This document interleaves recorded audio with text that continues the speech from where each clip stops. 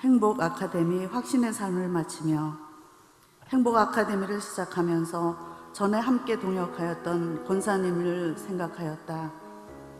얼마 전 그 권사님과 통화를 하게 되었는데, 전도사님, 저희는 요즘 신앙생활에 기쁨이 없고 행복하지 않네요. 권사의 직분, 장로의 직분을 온전히 감당하지 못하기에 마음이 무겁고 부담스럽고 힘들다는 것이었다.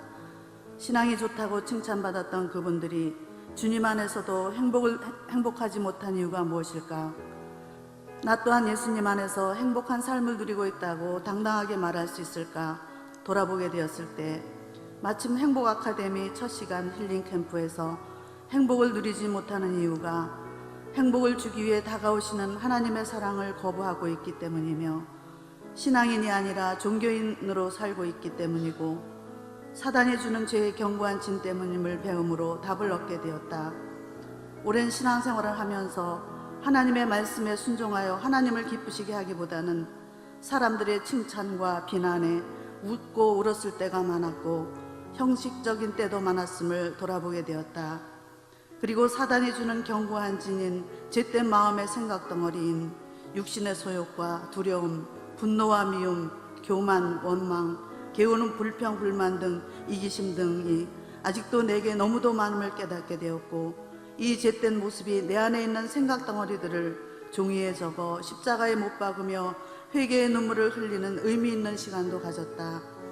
행복으로의 초대에서 신앙생활은 예수님과 함께 사는 것이며, 우리는 영광스러운 그분에게 초대받은 자들로, 그분이 우리를 초대하는 이유는 자기 목숨을 십자가에 내주셨던 그 사랑으로 우리를 행복한 삶으로 인도하기 위함이라 하였다.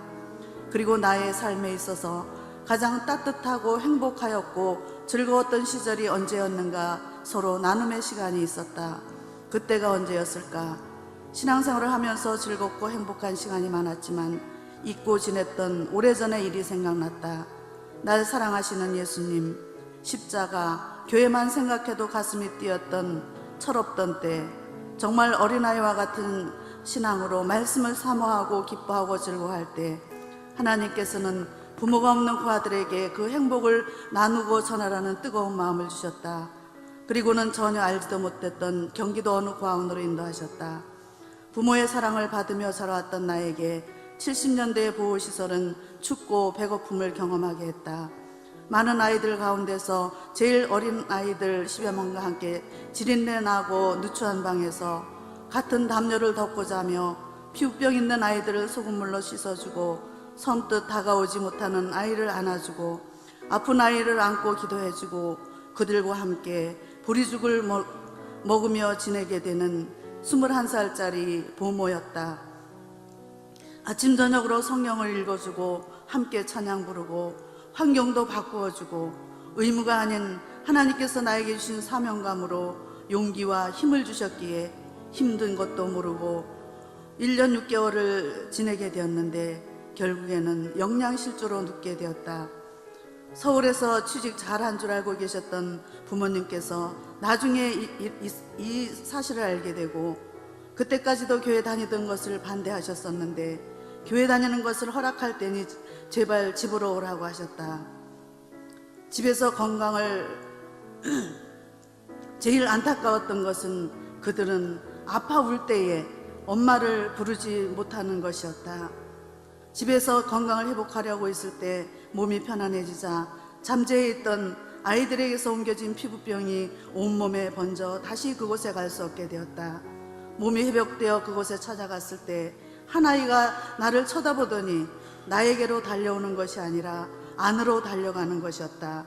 그런데 잠시 후 방에 있었던 모든 아이들이 우르르 몰려와 둘러싸고 반가움에 우는 아이들, 환호성으로 부르는 아이들과 함께 울고 웃었던 그때의 행복과 감격은 지금도 잊을 수 없다. 그때가 가장 따뜻하고 행복하고 즐거웠던 시절이었던 것은 그때엔 예수님께서 함께 하신 예수님의 사랑으로 안아주었을 때의 따뜻함과 그들과 함께 예수님의 사랑을 나누고 찬양할 수 있었기에 행복했고, 그들이 예수님의 사랑을 느끼며 행복해하는 것을 보면서 즐거워할 수 있었다. 그런데 지금 나의 삶은 어떠한가 돌아보게 된다.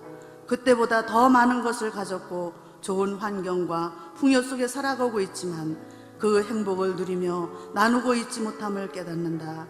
나의 수레바퀴 중심축이 그리스도이심을 확신하면서도 예배, 말씀, 교제, 섬김, 기도에 균형 잡히지 못한 삶으로 덜컹거리는 소리를 내며 굴러가는 나의 수레바퀴가 이제는 균형 잡힌 모습으로 예수님과 함께 예수님을 따라 행복을 누리며 행복을 나눌 수 있도록 예수님 도와주세요 라고 기도한다. 생활 숙제인 매일의 감사와 매일의 기도의 제목을 쓰면서 감사의 조건을 찾으며 감사할 때 그냥 지나쳤던 작은 일에도 감사하게 되었고 그날에 만난 사람, 통화한 사람, 연약한 자들을 위한 기도가 되었고 생활 일기가 감사와 기도의 제목이 되었다. 임 권사님께서 두툼한 감사 노트를 선물로 주셨는데 매일의 말씀, 매일의 감사와 기도 제목으로 그 노트가 가득 채워지기를 기대한다. 행복 아카데미를 통해 하나님 나라를 풍성히 누리는 참 믿음으로 초대하시고 행복한 신앙생활로 초대해 주신 주님, 이제는 항상 공기처럼 나와 동행하시고 나의 작은 신음에도 응답하시는 주님이 계시기에 기뻐할 수 있고 기도할 수 있고 감사할 수 있기에 나는 행복한 사람입니다 고백할 수 있습니다. 목사님 감사합니다. 그리고 삶의 희망을 주는 행복 공동체 안에 있는 충정의 모든 동역자님들 사랑하고 축복합니다. 네.